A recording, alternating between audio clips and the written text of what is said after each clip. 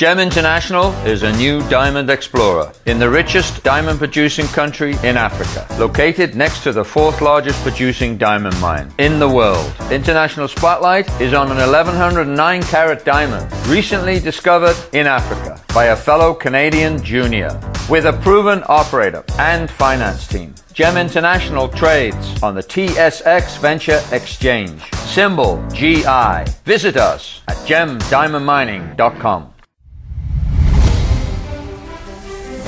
Welcome to the Goddard Report. Comments made on the Goddard Report and TalkDigitalNetwork.com are an expression of opinion only.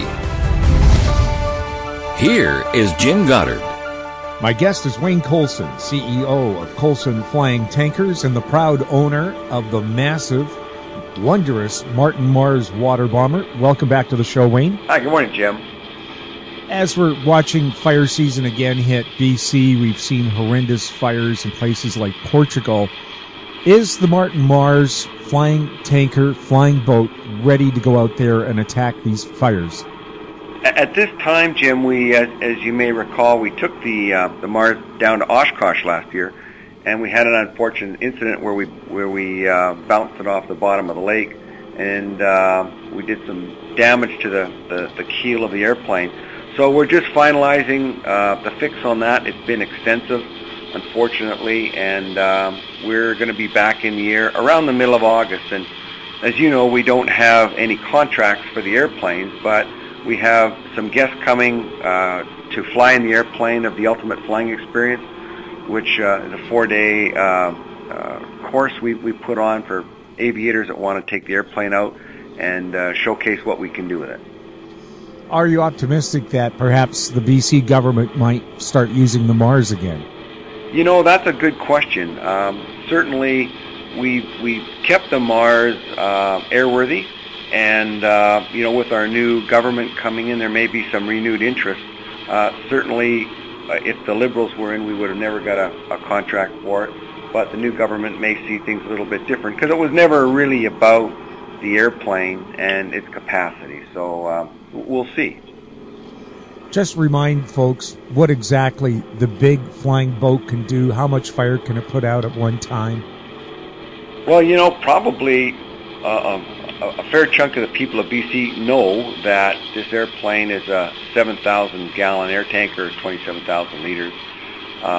You know, it up until a company built the DC-10 in about 2009, the Mars was the biggest air tanker in the world, with the largest capacity. And of course, these airplanes have been in the province of BC since 1960 and have dropped over 8,000 drops over 4,000 wildfires. So they're you know, been around a long time and have done a wonderful job in many of our communities on the west coast, and also up in the interior. Some of those big fires up there.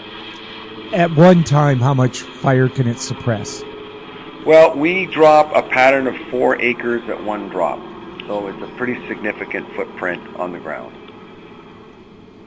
Now, my condo in Burnaby sits on a 2.5-acre lot, so I can visualize how much that is. In other words, you can save large chunks all at once, and it's not just so much water that it drops at one time, which is impressive and does a great job. But if you have a nearby source of water, how long does it take for you to fill up, turn around, and dump again? Yeah, so it's, you know, that's been its magic its whole life, of course, around on the island and water and lakes around the province here, where we're about 30 seconds, and that airplane lands on the water at about 80,000 pounds, and it takes off 30 seconds later at 160,000 pounds. So, you know, our turnarounds, I think the best we've seen it is certainly that since we've owned the airplane, is down in Northern California, Lake Shasta, and we were doing about 6 turns an hour, so roughly 42,000 gallons an hour we were dropping on a fire. Now, dropping that much water, a typical fire truck carries about 1,000 gallons of water if it's a tanker, and so it's like, you know, half a dozen fire trucks or so dumping water all at once, isn't it? Yeah, and what we have is we have a water enhancer. We inject this gel into the water, which enhances the water up to 4 times. So that's something that the other airplanes don't have, and we've really been able to shake that market. And of course, the Mars has dropped more gel than any aircraft in the world, and now we're seeing in our C-130 Hercules we put the same gel injection system, and we're injecting the loads from these remote airports in Australia, and it's extremely effective. And now 50% of the drops we do in the C-130s in Australia specifically are gel drops, which is water injected gel, which is the same as what we did with the Mars, going direct attack on top of the fire instead of retardant ahead of the fire. Can you maybe explain the difference between the two? So retardant we drop ahead of a fire, and we let the fire burn into the retardant, and it sucks the oxygen out, and the fire lays down, and then the firefighters can safely access the fire to put the fire out. Gel is, and the Mars has always been more a direct attack, which is right on top of the fire, and has been its magic. I mean, the time to kill a fire is when it's at the smallest state. So the fact that we could drop 4 acres at a time, we can get that load right on top of the fire and put it out. Traditionally, BC doesn't like to do that. They like to use retardant where they're dropping ahead of the fire. And of course, the risk is that the fire gains so much fuel that it jumps that retardant line. And we saw that happen at Sprout Lake here, where the retardant couldn't hold the fire because there was too much fuel, a bit of wind, and the fire continues to jump and grow, versus going direct attack on top of the fire to knock it down, and knock it out. So that's been the Mars magic, is hammering on top of the flank and hitting the flames as hard as we can. And I've heard this 1,000 times. It's like John Wayne coming over the hill when all hell's broken loose. Everybody has a sense of, whether it's going to save the day or not, it's going to be better than it was without it. Right now, BC's using a fleet of very small crop dusters with pontoons dropping water. And it seems to me almost like using teacups to attack a fire when you have a fire truck available, because I don't see any noticeable difference in the fire after I've seen 10 of these things make one drop, one right after the other. Yeah, and that was the fleet of airplanes that replaced the Mars, and that's a big debate in the firefighting world, and it's very subjective, right? Because there's so many site-specific differences between how to put a fire out. Certainly, it's like having a bonfire. You take 10 cups and you keep throwing water on it, or you take a bucket and you dump a bucket on it. I mean, people get that, right? So a lot of it comes down to tactics and effectiveness. And, that's why we enhance the water with the gel. The smaller airplanes don't fly gel because it's heavier and they can't carry it. The smaller airplanes carry about 600 gallons, and the province has 4 of those. So, they're heading to the fire with 2,400 gallons. And, we head to the fire with, for the most part, 6,000 to 7,000 gallons. We'll have more with Wayne Coulson right after the break.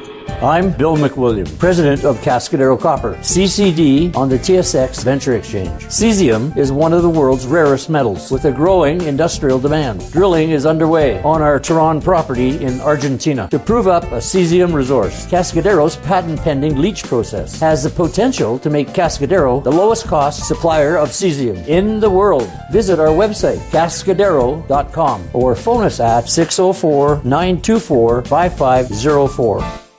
Avon Resources Limited is a gold exploration company with significant projects in British Columbia, Saskatchewan, and the Yukon. Trading on the TSX Venture Exchange, symbol ABN, and the pink symbol ABN-AF. Surrounded by world-class gold deposits and mines, Avon's 23,000 hectares Forest Kerr Gold Project is located in the heart of the Golden Triangle in northwestern BC. For more information, visit us at avonresources.com. Welcome back. We're speaking with Wayne Coulson. Wayne, you've run into an extreme case of ageism when it comes to the Martin Mars bomber, because it was designed in the 40s as a long-range transport and in an emergency torpedo bomber that could fly from Hawaii to Tokyo and back. Do people not like to use the plane because it's old, and is it really as old as they think it is in terms of technology and its structural integrity? I mean, that's certainly the question we have coming at us for the most part, right? And one of the things that's interesting of this airplane, though, for people that don't know, it's really metal and motors. And because we don't have a landing gear, it makes it much less complex as an airplane. It's a thicker gauge metal that was used back in those days, which means a very tough airplane. This airplane, for the last 15 years, has had strain gauge and accelerometers all over the aircraft, which was probably the most instrumented airplane in the world of firefighting long before it became fashionable. Now with these next-gen air tankers, we have onboard load monitoring systems on our Hercs and the other airplanes that we compete against. But the Mars goes back, I guess we've owned them 10, so it was on almost 20 years. So after every load, if we had an incident or a concern, that we can download the data and look at if the airplane took a hit. That wing is so big you can walk in it. So we actually NDT the whole inside and outside the wing and the wing box using the existing technology. And so there are no cracks in the wings. I mean, all the things that we can do that mitigate any concerns about fatigue are very unusual because we can walk in the wing.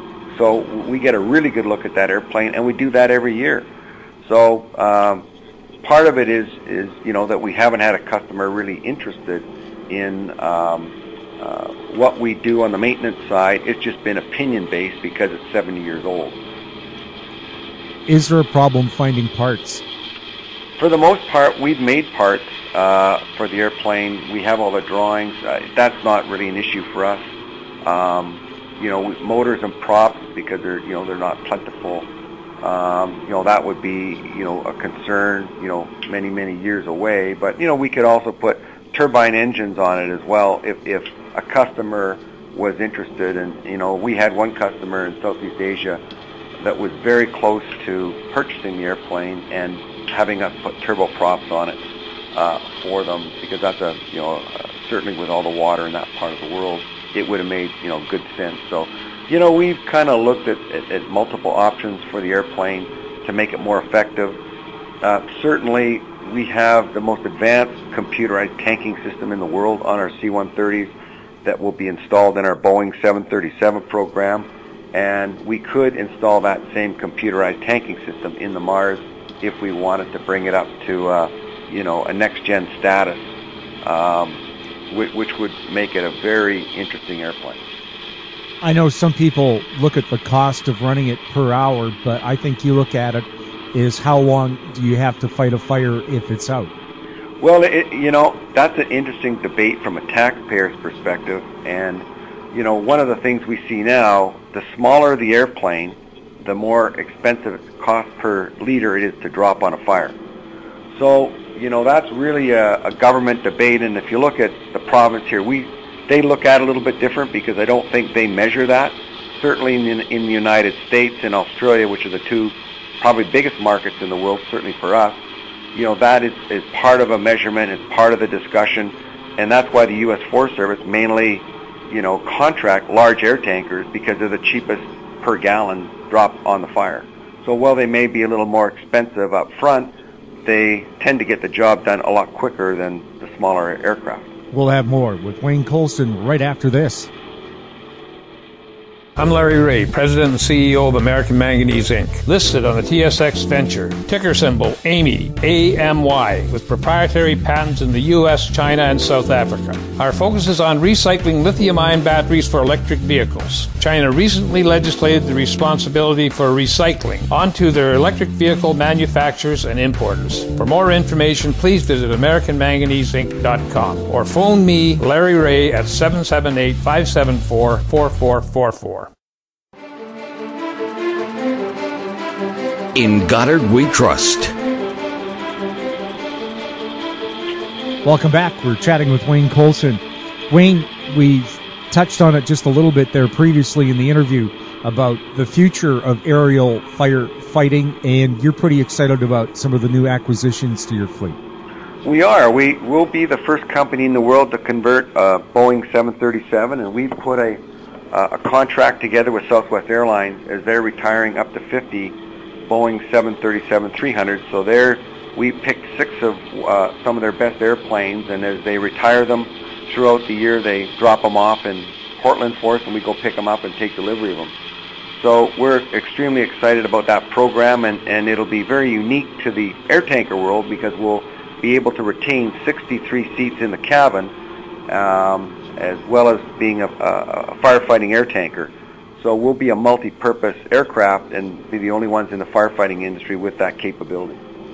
So in other words, you can take the firefighters who will be fighting it on the ground and coordinating efforts, your mechanics and technicians and so on, and spare crew, plus you'll be able to go and fight the fire once they're on the ground coordinating. Yeah, so in the case of, we're talking about that with the U.S. Forest Service as well as our customers in Australia. We're a 20-man strike team, which are, they're firefighters that are highly trained.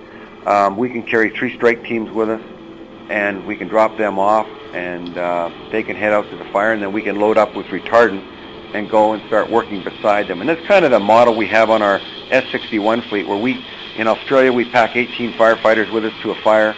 They jump out, and then we put the snorkel on and we start working with the firefighters. So the same idea with the Boeing 737 is the model that we're promoting, and we'll have our airplane is being converted here in Port Alberni as we speak. And again, just going back to the massive Mars, that before the jumbo jet, the 747 was invented, that was the world's biggest working airplane, wasn't it? It was, yeah. In 1967, the Mars record was broken by the Boeing 747 of carrying 301 passengers, and that flight in the Mars was between Alameda, California, and San Diego. And inside the Mars, in the cockpit, you have something what they call a glass cockpit. Can you explain what that is? Yeah, so one of the things when we took it down in 2007 to the firestorm in Southern California, there's a lot of traffic down there, and we could see we were working with people that didn't know the characteristics of the Mars and some of its limits that we have on it as far as taking an aircraft into a canyon. And so what we did is we put a Garmin G600 cockpit in it, which is synthetic vision. So we actually train. We have on the screens on the cockpit, we can see the terrain around us, and so if we ever got in a smoky canyon that they couldn't see, and we lost our lead airplane to get out, that they could work off the glass in the cockpit and see where the mountains are and stay out of harm's way. And not that would be a worst case scenario, but we wanted to have that safety in the airplane, which is, we're one of the only airplanes in the world with that type of synthetic vision cockpit. We're actually now talking about converting to synthetic cockpits in all our Boeing 737s and C-130 Hercules. Is we're seeing the industry maybe go into night flying and fighting fire at night with night vision goggles. And I was going to say, that's the scariest time, of course, for residents nearby a fire. They don't know what's going on. You can just see that horrible glow in the dark, and nobody can do anything about it. Yeah, and we've been working with the Australian government. We're the only company in Canada and North America certified as a civilian company to go fight fire at night. So we've been working very closely with our customer in Australia, using incident command and using a firebombing helicopter, which of our S-61s, and then working with a drone above us for command and control. So we're starting to see the industry move that way, and at this point, we have a customer interested in doing that. And like you say, it's such a helpless feeling for folks in the middle of the night to see their fire coming at them. I think the industry now is starting to look at change, and they're accepting the program that we've designed over the last 5 years to actually tackle a fire at night. Talking about the future, will drones be fighting forest fires? I don't know in our lifetime if we'll see drones fighting fire. What I can see, though, is certainly for utilizing that technology and what's being proposed in Australia, where we have our command and control of the firebombing operations. It operates at about 2,000 feet above the ground. The drone is about 5,000 feet So it's 3,000 feet separation between ourselves and the drone. And they'll be looking more at where the fire is spotting to ensure that, if structures are threatened, that they would move us and they would give us direction and GPS points of where they want, us to move to. So we can see that, that multi-layer of intelligence on a fire and providing a better service to the firefighters on the ground and the community at whole. The drone would give you a better sense because it's stationary, a better sense of fire movement than making passes by the fire. Yeah, well, in Australia, we can have that fire spot up to 20 kilometers with some of that vegetation. So that fire, once it creates its own energy, it's moving all over the place. So, I can see the drone up at that 5,000 feet and higher elevation, mapping the fire and as well as coordinating with us in operations on the ground during nighttime ops. Wayne, several years ago during the Burns Bog Fire in Delta, BC, south of Vancouver, I personally witnessed that monster in action, and I saw firefighters cheer when it showed up. They said it would take 3 months to put out the bog fire. I think it took 3 days once that water bomber showed up. There's nothing like the impact of the Mars. We've been on several mega fires, and you need to have that big lift, if you will, and that big volume of support. And so we'll see, as things change, and there is it's a tool in the toolbox, and the best time to kill a fire is when it's small. Wayne, best of luck at getting that big monster back to something useful besides being one of the world's greatest museum pieces. Thanks, Jim.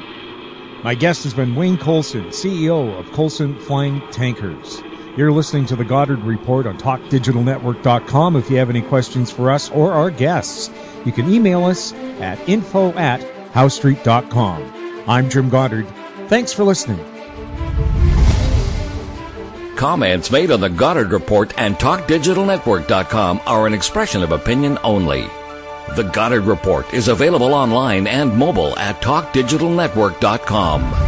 The Goddard Report is a production of How Street Media Incorporated.